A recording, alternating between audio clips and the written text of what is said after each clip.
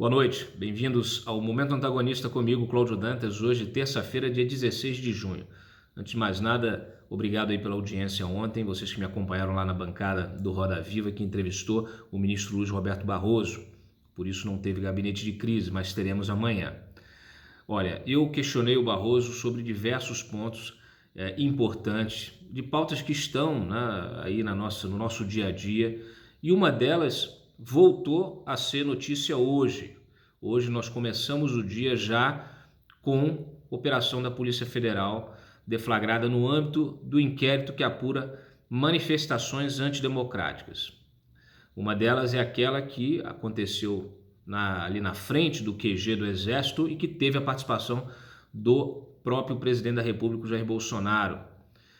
Esta investigação, este inquérito, ele surgiu por demanda da PGR e ele respeita todos os trâmites legais e constitucionais. É diferente do inquérito das fake news. É bom que isso fique bem claro. Então, esse inquérito apura justamente a organização de atos antidemocráticos, atos que atentam contra a Constituição, pedido de fechamento de Congresso, fechamento de STF, etc.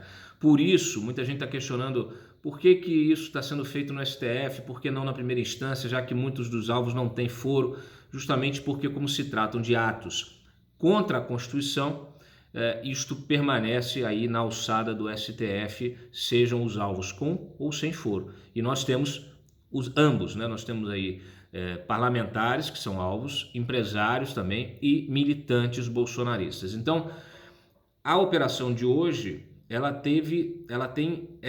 é deste inquérito, do inquérito que apura manifestações antidemocráticas, tá?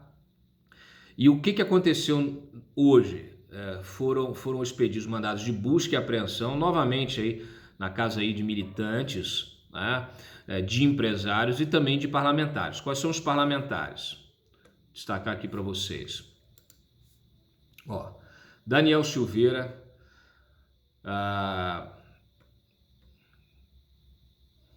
o empresário Otávio Facuri, o advogado Luiz Felipe Belmonte, que vem a ser o número 2 do partido, Aliança pelo Brasil, o partido que o Bolsonaro está tentando criar, que até hoje só foram ratificadas 13 mil inscrições, tá muito longe daquilo que realmente precisa, quase 500 mil para poder criar realmente o partido oficialmente. O próprio marqueteiro deste partido também foi alvo, tá? E aí vários youtubers, blogueiros que estão dentro dessa zona de influência aí. Hoje também o próprio Alexandre de Moraes determinou a quebra do sigilo fiscal e bancário de 10 deputados e um senador. Além do próprio Daniel Silveira, Carolina de Tone, Ale Silva, General Girão, Giga Peixoto, Aline Sleutias e Harold de Oliveira. Este é o senador, tá? Além da Bia Kicis, Carla Zambelli, Cabo Júnior Amaral, além também Otone de Paula, são então os alvos desse pedido de quebra, tá? Quebra de sigilos fiscal e bancário. Por quê? Porque há suspeita de que eles, de alguma maneira, possam ter participado, seja financiando, seja organizando esses atos que pedem fechamento de Congresso, fechamento de STF e etc. Então, o Moraes, além da busca e apreensão, pediu essa quebra e também determinou ao Google, no caso aí Facebook, Google e Facebook, no caso do Google, o YouTube, no caso do Facebook, o próprio Facebook e o Instagram, que forneçam relatórios sobre pagamentos a páginas bolsonaristas, que fazem a monetização dessas páginas a partir de recursos públicos que são dirigidos por agências de publicidade contratadas pelo governo e colocadas nos chamados anúncios programáticos, aí esses AdSense que entram automaticamente, mas não é uma coisa aleatória, preciso que as pessoas entendam. Esses anúncios você pode determinar o seu público-alvo, pode criar blacklist, aonde você não quer que veicule, você pode fechar o escopo de veiculação desses anúncios para atender ali a sua própria demanda, né? Então, essa história de que o governo não tem controle sobre aonde saem os anúncios, isso aí é balela, tá? Isso é conversa fiada. Então, aí o ministro pediu e vamos ver agora a resposta das redes sociais, justamente para saber quanto de fato de recursos públicos foi parar nesses blogs, né? Blogs e canais do YouTube, páginas de Facebook e etc. Também foi uma solicitação da PGR, tá? Todas essas diligências que eu estou mencionando para vocês, elas estão amparadas porque elas estão dentro desse inquérito que é legal, constitucional, tá? Então, ele foi aberto a pedido do próprio Augusto Aras, o PGR, tá? Escolhido pelo Bolsonaro. E o Alexandre de Moraes virou o relator e deu cumprimento então a essas diligências solicitadas todas pelo PGR e essas últimas que eu disse para vocês aqui. Então, esta é a realidade, tá? É bom que a gente sempre diferencie do inquérito chamado das fake news, ou que a gente chama aqui de inquérito bombril, inquérito geral, que é o inquérito de 1001 utilidades, inquérito inconstitucional na sua origem. Sempre batemos nessa tecla. Ontem eu até questionei o ministro Barroso sobre essa tentativa, né, do STF de tentar validar essas provas, validar as provas que foram obtidas aí em mais de um ano de inquérito, provas que, na minha opinião, não podem ter validade, não podem ser validadas porque existe um problema na origem do inquérito. O inquérito foi aberto com base no artigo do regimento interno do STF, mas ali, em tese, ali no início para apurar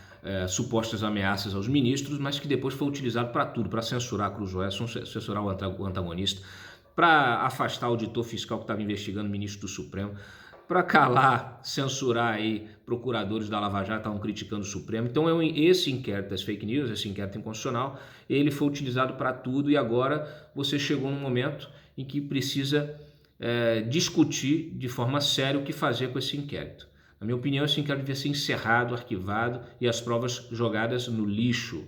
Né? Por quê? Porque ele tem um problema de origem, tá? Ele tem um vício de origem. Na semana passada, o STF começou a julgar um recurso que questiona justamente a constitucionalidade desse inquérito das fake news. E o Fachin, que é o relator, se manifestou de forma favorável à manutenção do inquérito, desde que o Ministério Público participe desse inquérito e que o escopo dele se restrinja à alegação inicial das ameaças, etc. Então, também se manifestaram a PGR, a AGU, e agora amanhã o STF retoma esse inquérito, esse julgamento desse inquérito, desse recurso, justamente para determinar o que fazer com esta investigação e as provas que foram obtidas com as diligências. Inclusive, algumas das diligências que foram feitas hoje são diligências assim, são repetições de diligências que já aconteceram, mas no âmbito do outro inquérito. Então, esta é a situação, esse é o monstro que o STF criou e que agora não sabe como botar de novo dentro da caixa, tá? Então, assim, uma coisa é você abrir o inquérito com a participação do Ministério Público, com o controle, né, ali de todas as diligências, com os advogados participando, as defesas dos alvos, né, dos investigados, com todo mundo tendo acesso ao inquérito. Quer dizer, uma coisa correta ali, funcionando pelo menos dentro dos parâmetros legais. Você pode até questionar o mérito, questionar se as ameaças são reais, se não são reais, se representam um risco real ou não. Ontem o próprio ministro Barroso relativizou isso, né? Minimizou, disse que inclusive esses ataques lançaram um rojão aí contra o STF, fogos de artifício, outras manifestações que tenham acontecido. Ele simplesmente disse que isso é de um grupo reduzido, né, de manifestantes pré-iluministas que questionam o Estado, as instituições, né, mas que não devem provocar nenhum tipo de temor, porque são uma minoria. Então, esse é um debate importantíssimo.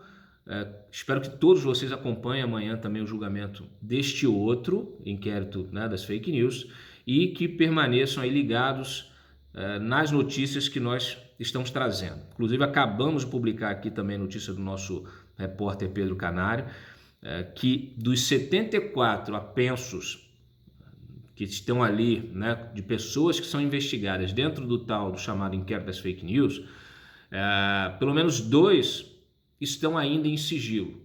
Então, 2 são secretos. A gente não sabe nem quem são os alvos, nem a gente sabe, nem a PGR sabe, nem os outros ministros sabem. Na semana passada, o Fachin questionou, o Alexandre Moraes pediu uma parte ali, falou que não, que estava dando acesso a todo mundo, dando publicidade, para que pelo menos cada investigado pudesse ter acesso à parte que lhe toca, ali ao apenso que fala ali da sua atuação, que acusa ali de supostos crimes, etc. Então, mas isso não é uma verdade completa, porque a gente descobriu que tem 2 apensos que ainda estão em sigilo. Então, tá aí mais uma questão a ser discutida no âmbito lá do julgamento amanhã no STF. Bom, é isso. O que mais eu destaco para vocês? Bom, ainda dentro desse cenário, vocês acompanharam a prisão da Sarah Winter, né, e de outros ali agregados daquele grupo chamado Grupo 300, que não tem nem 30 pessoas. E hoje a polícia prendeu mais 3 pessoas daquele grupo que estava ali acampado na esplanada para protestar contra o Congresso e contra o Supremo. Não sabemos a identidade dos 2, são 2 homens e uma mulher, já estavam com mandado de prisão pendente, e aí a prisão foi pedida também pelo Augusto Aras, tá? Essa turma da Sarah também está sendo investigada no inquérito que apura as manifestações antidemocráticas, tá? Então, bem didático aqui para todo mundo ficar por dentro e não cair em fake news, né? Especialmente porque, claro, o pessoal está chiando nas redes, você pode questionar a razão, se tem razão, se não tem razão, mas o fato é que é preciso separar o joio do trigo aqui e uma coisa é você fazer a sua defesa dentro de um inquérito legal, que você tem acesso à ampla defesa ali, as provas que você possa se defender e mostrar que não tem nada, não tem nenhum crime sendo cometido, né? Outra coisa é você um inquérito inquisitorial, como estava acontecendo. No caso nosso, quando censuraram a Cruzoé, intimaram o Mário Sabino a prestar depoimento na Polícia Federal. Ele esteve na Polícia Federal e nem o delegado que foi interrogá-lo tinha tido acesso aos autos naquele momento e sabia o que perguntar, tá? Então, a gente já bateu muito nessa tecla, o Mário escreveu artigo, falou sobre isso diversas vezes. Então é isso, né? No Estado Democrático de Direito, o Ministério Público tende a acusar. Então você não pode ter um juiz que seja vítima, juiz, acusador, que faça todos os papéis do inquérito. Então, neste caso do inquérito de manifestações antidemocráticas, os papéis estão sendo exercidos cada um no seu lugar de forma correta. Quanto ao mérito, se as pessoas estão sendo investigadas, se vão ser acusadas formalmente, denunciadas, né? Se vai haver indícios concretos de que há um financiamento por trás, né, desse sistema todo aí dessa espécie de máquina aí de destruição de reputações, de manipulação da opinião pública, é disso que se trata. Essa é a investigação que está em curso e no caso aí, especialmente em função dos ataques, né, às instituições, ao Congresso e ao Supremo. Bom, vamos lá. Hoje o Brasil registrou, segundo dados aqui reunidos pelo consórcio de jornais que fazem a consulta diretamente às secretarias de saúde, nós tivemos aí 1.338 mortes em razão da Covid aqui nas últimas 24 horas, considerando que terça-feira há um acúmulo das subnotificações do fim de semana e da segunda, tá? E no caso aí também do feriado. É um número maior do que o contabilizado pelo Ministério da Saúde, de 1.282 mortes no mesmo período, isso segundo dados divulgados hoje. Ao todo, nós temos hoje pelo menos 45.456 óbitos, pessoas que morreram por causa da Covid, tá? Então, estão chegando próximo aí aos 50 mil. A gente não está vendo uma tendência de baixa, de queda. Isso é muito preocupante, até porque aumentou o número de pessoas contaminadas. Vejam, agora o total a gente está chegando próximo a 1 milhão de contaminados, 1 milhão de infectados, 928.900 834, sendo 37.238 a mais nesta segunda-feira. Estou considerando aqui também a subnotificação, o acúmulo da subnotificação. Vamos ver amanhã, porque 37 mil é muito mais alto do que o patamar que nós estávamos de 30, 32, tá? Então o fato é esse, nós estamos aí nos aproximando de 1 milhão de infectados e já superamos os 45 mil mortos. Por outro lado, pesquisadores da Universidade de Oxford, que inclusive está investigando, desenvolvendo a vacina, né, uma vacina para a Covid, eles compartilharam hoje dados preliminares de um estudo que identificou um medicamento anti-inflamatório disponível no mercado que ajuda na recuperação de pacientes com Covid. São resultados ainda, obviamente, preliminares, mas muito claros, segundo a própria publicação aqui. O remédio reduz o risco de vida em pacientes com complicações respiratórias graves. Então, é importante que é justamente aquele paciente que já internou e que desenvolveu a doença, que é o mais difícil você recuperar, tá? Então, para esse doente, para esse paciente, agora há esta possibilidade aí de uso desse medicamento, que é um anti-inflamatório, uma espécie de corticoide, né? Deixa eu pegar aqui para vocês o detalhe. Bom,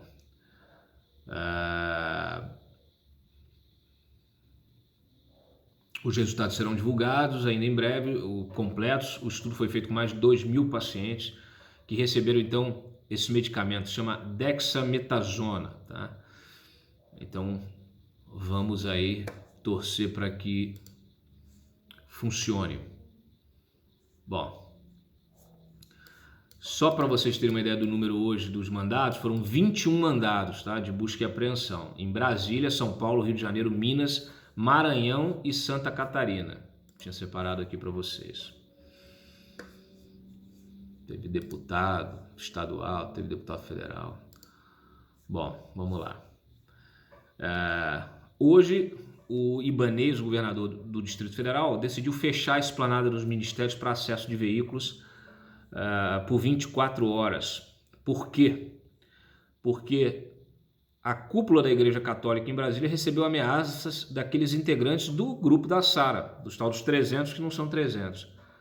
Então, gente, pessoal aí acampado próximo à Catedral de Brasília, ao lado da Cúria Metropolitana, e aí fazendo ameaças à cúpula da igreja. E essa gente se diz conservadora. É uma hipocrisia.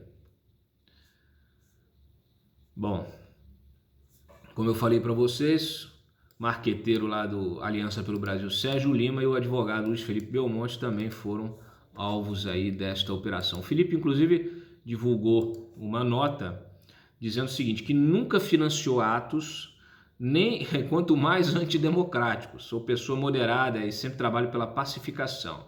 Sou cristão, religioso, praticante, pratico a paz e respeito às pessoas. Tá certo.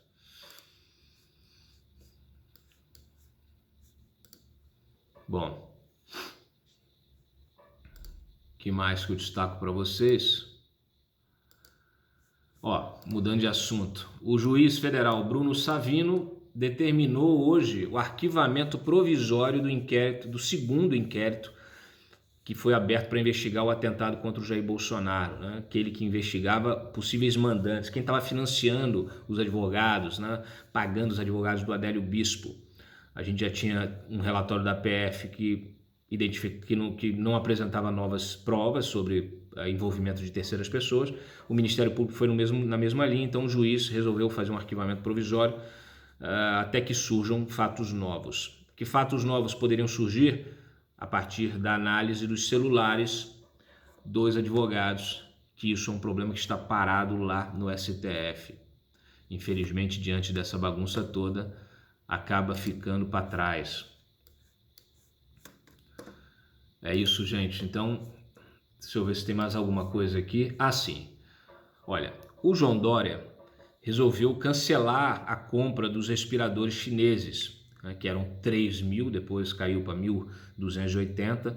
Chegamos a ter uma conta de 550 milhões de reais. Eu venho batendo nesse contrato denunciando, mostrando as falhas, as irregularidades na forma como foi conduzido o processo de compra, a participação de lobistas, de intermediários, né, daquele sujeito lá, aquele grego.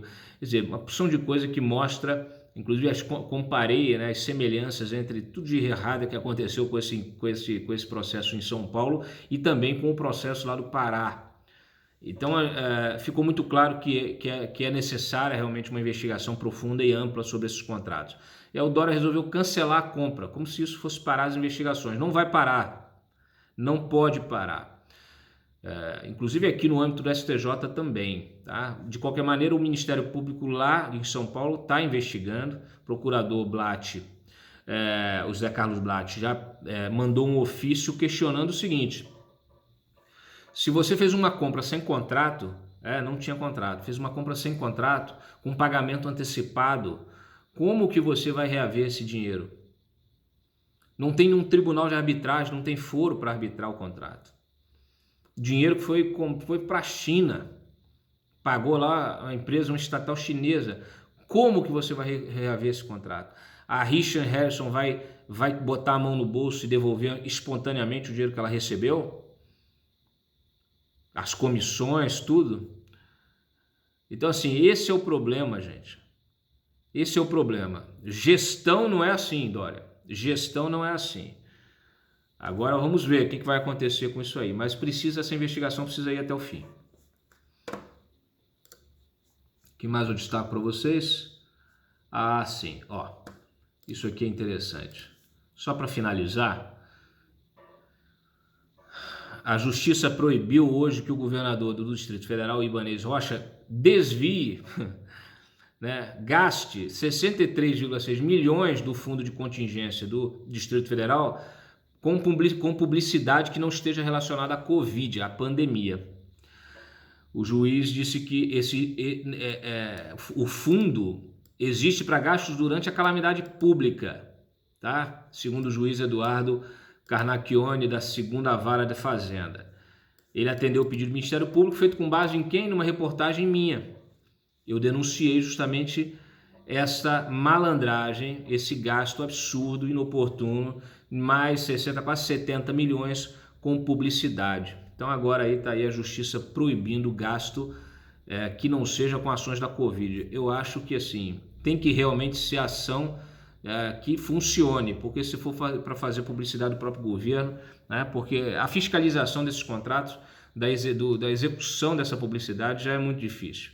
Né? Então não deveriam nem gastar, botar a mão, tirar 67 milhões dos recursos do pagador de imposto para poder gastar em publicidade numa época dessa, não faz o menor sentido, tá? É mais do mesmo.